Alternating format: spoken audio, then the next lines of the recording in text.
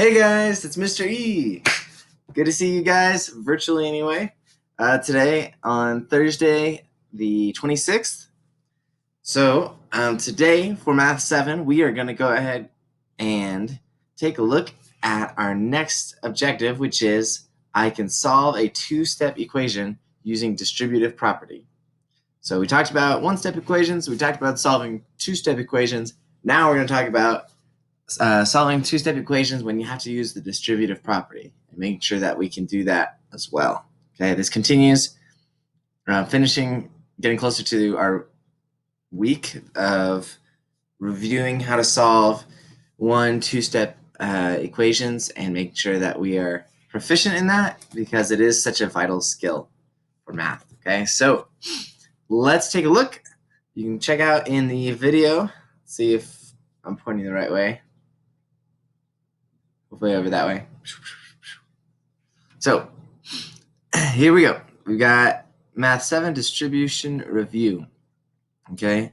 Main thing to think about distribution is with distribution, you've got a couple terms, two or more, that are multiplying each other, right?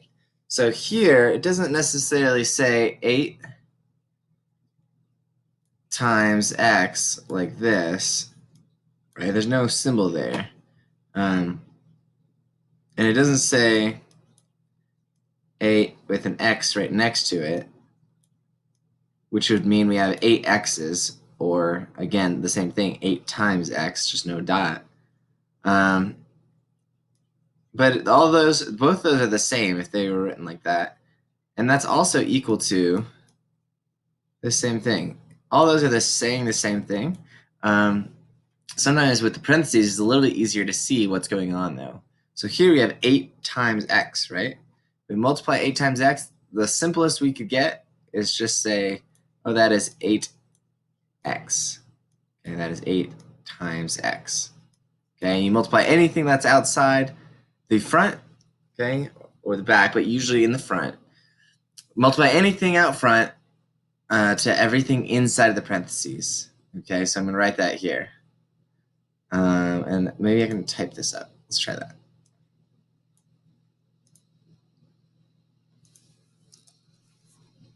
Let's see. Oops. Sorry, bear with me. Let's try this one more time. Nope.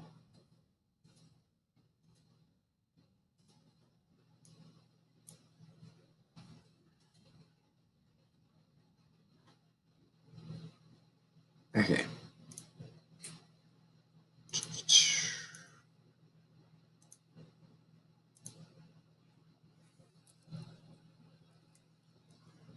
Okay.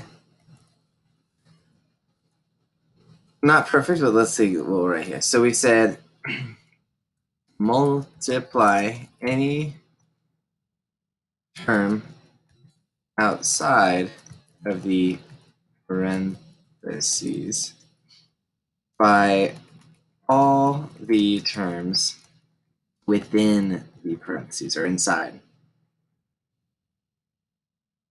Excuse me. Or all the terms within the parentheses.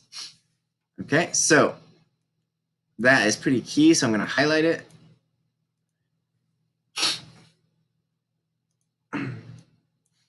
So we need to multiply any term outside the parentheses by all the terms within the parentheses. Here we only have 2 terms, correct? So we would just be multiplying 8 to x. But if we had more, we would have to multiply everything inside of that parenthesis. Okay, so let's take a look at this. Okay, like we've done the other days, I'm going to do an example, and then I'm going to have you guys take whack at it after each problem. Okay, after each example. So if we have, this is zoomed in a little bit, so let's zoom out. All right, if we have -3 times 2x equals 18, that's how we would say this. -3 times 2x equals 18. All right, if we're going to do this, okay, we need to multiply every term that's outside, any term that's outside of the parentheses by all the terms within the parentheses. So what's outside of the parentheses? The -3, right? And we're going to multiply that, or take that and multiply it by any numbers that are inside here. So we've got a 2x, right? Those are being multiplied together. They're right next to each other. So it's really just one term, right? It's just 2x. So we say, all right, -3 times 2x. What is -3 times 2? That's what I'm asking myself. What's -3 times 2? Okay, well, 3 times 2 is 6, right? And negative times a positive term is a negative term, right? And the x is still being multiplied, so it just comes along for the ride. I drop my equal sign down, and 18 we haven't touched over there, have we? So now a key thing to realize here is I'm not doing this to both sides because it's already part of the problem, right?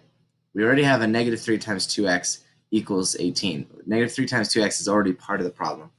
If I was doing something to that side, let's say I divided both sides by -3, I just up and chose to do that to maybe get rid of this -3 or something, I would have to do that to both sides of my equation to keep it balanced, right? But as it is, it's already part of the equation, so we're good. Okay, so I multiplied those together. Now I have -6x equals 18. Now it's a one-step equation. Okay, we've got one more step. So what is the opposite of multiplying by -6? Again, we have to do inverse operations to solve and to isolate this, to solve the equation, right? So inverse of multiplying by -6 would be dividing by -6. Oops.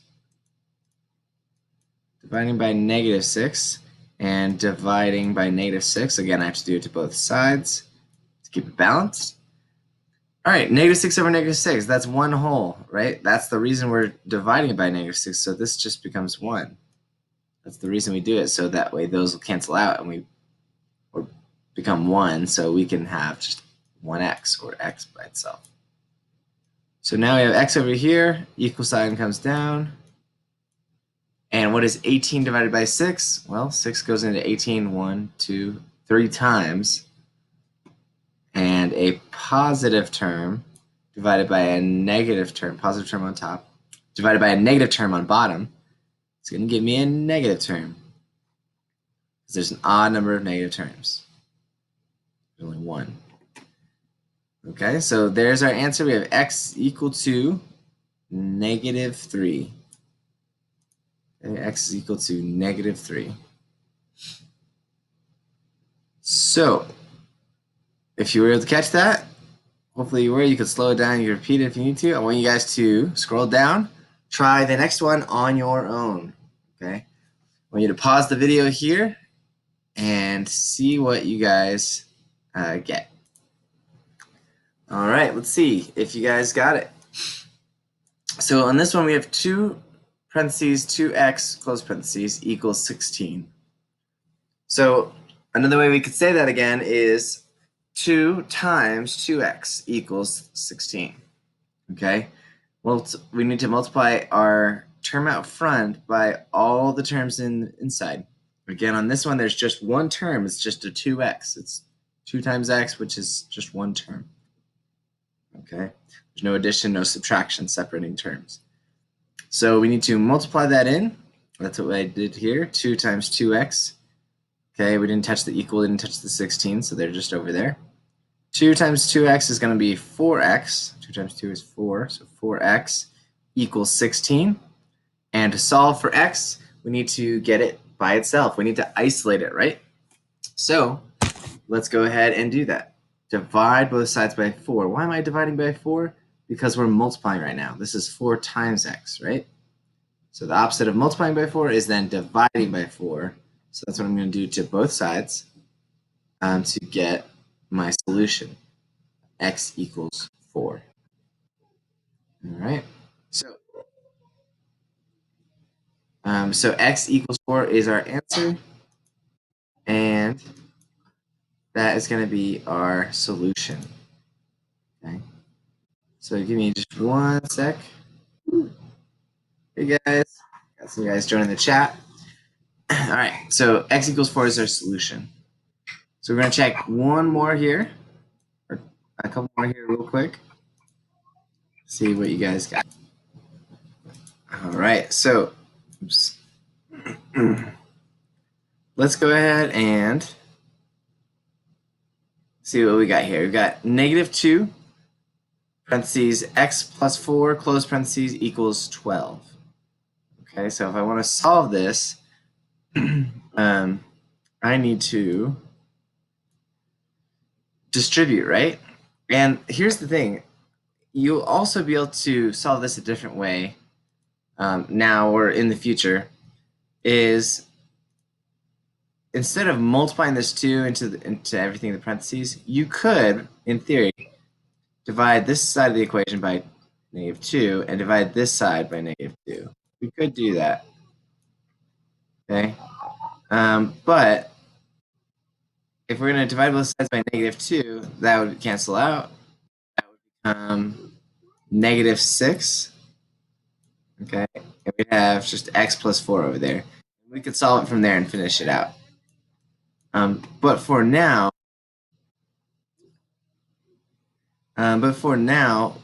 we can just use the distribution method. Okay, so this is another way to solve. If you want to do it that way, if that makes more sense to you, but it is important to know how to distribute. That's why we're doing this. Okay, so let's check that out.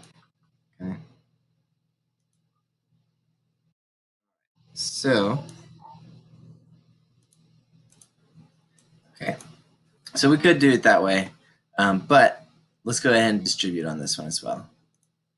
Okay, so if we've got -2 out front, we have to multiply it by all the terms within, right? All the terms. So -2 out front, multiply it to not only the x, but to the 4 as well. And if that's a little too crazy, switch it up for now. I might come back to that. So -2 times x, -2 times 4. Okay, if we do -2 times x, that's just going to be -2x. All right, and then I've got a -2 times 4. Let's see, 2 times 4 is 8. Right, and this is a +4 and a -2. So a negative times a positive, that's an odd number of negative terms. So we're going to get a negative answer. Or in this case, it looks like subtraction, right? So -2x minus 8 equals 12. We didn't touch the equal or the 12, so they stay there. Now it's just a two-step equation. So now we say inverse operations. How do we solve this? Well, we have to do the inverse operation starting with farthest away from x. So that's going to be this subtracting 8, right? So let's add 8 to this side and to this side, because whatever we do to one side, we have to do to the other if we're solving. Okay, if this wasn't solving, this was just simplifying these terms here. But now we're solving. So if I do it to this side, I have to do it to this side. All right, -8 and a +8, that's going to cancel out. We're going to have -2x equals 20. And then to solve, if this is -2 times x, the opposite of multiplying by -2 is going to be dividing by -2, right? Dividing by -2 on both sides. Maybe I should change my colors to make that clear that this is the so -2 and divided by -2. All right, that cancels to be one whole, and we have x is equal to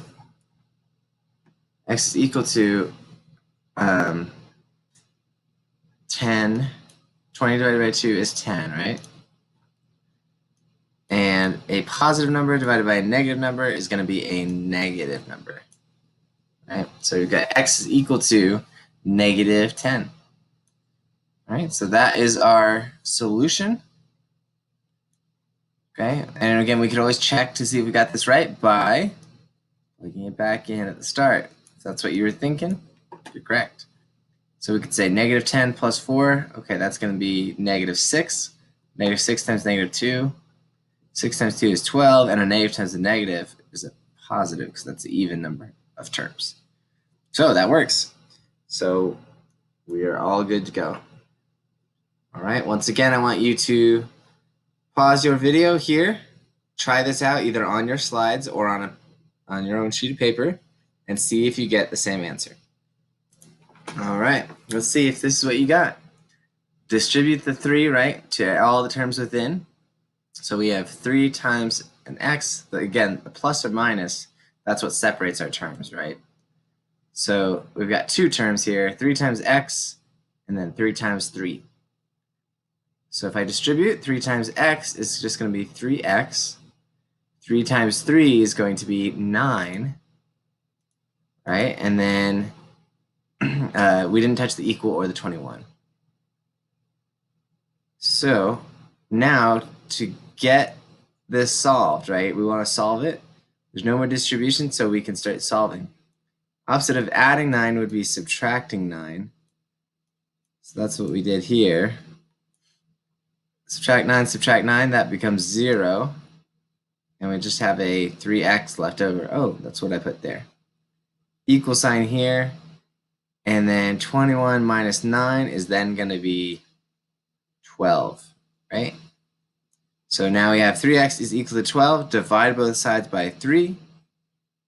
And that'll get us x is equal to 4, right? So x is equal to 4. All right, how can we check to make sure we got that right? Plug that back in the start and see if we get a true statement. All right, I think you guys are getting it. Let's try one last one together, and then you can try one last one by yourself. All right, we're going to do this one quick, so if you need to slow it down or repeat it, feel free to. So if I need to distribute, which I do here, unless I want to do the divide by 4 on both sides, which again is an option, but we're talking about distribution today, right? So we better distribute. 4 times 3x, 4 times negative 2. Okay, I'm multiplying it by 2 terms. There's 2 terms because there's that separation by the subtraction, right? All right, 4 times 3 is 12. And the x is there too, 12x. And then 4 times 2 is 8. And now I say, what symbol am I supposed to use? Let's see, a negative 2 and there's nothing there, it's a positive 4, right? So a negative times a positive, that's a negative because there's an odd number of negative terms. There's only one negative term being multiplied. All right, we drop down the equal sign and drop down the 28 because we didn't touch them. We didn't do anything with that. All right, and now we can solve two-step equation. So we say, sweet, we know how to do that. We're going to say add 8 to this side and add 8 to this side. Again, I could divide by 12 first, but this one's easiest. It's not tied up with that x at all, so I'm just going to say add 8 to both sides to where this cancels out. We're left with a 12x equals 36, right? Okay, and then the last step would be divide both sides by 12 because it's being multiplied by x, right? 12 times x, or x times 12. Opposite of multiplying by 12 is dividing by 12, so that's what we do to both sides. Okay, and that gives us 1 whole, 12 over 12. Just 1, the x is still there, equal to 3. So that would be our solution. Okay, and if we plugged it back in, we could. 3 times 3 is 9, minus 2 is 7. 7 times 4 is 28. We got it. All right, last one. I want you to pause the video now and see if you guys get the same thing. All right, let's see. Is this what you guys got? We've got distribution, 3 times 2x and 3 times negative 3. 3 times 2x is 6x. 3 times negative 3 is negative 9. Equals 21 drops down. And now from here, we go ahead and we start solving, right?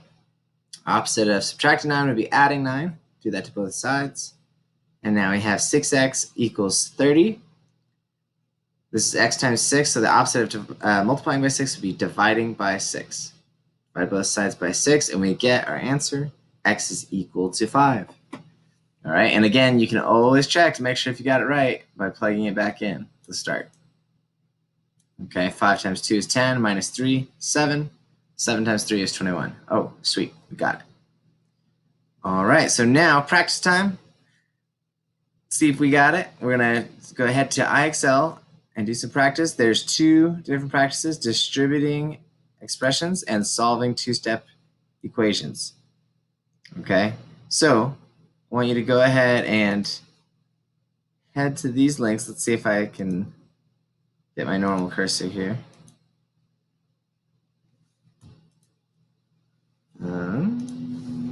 Maybe.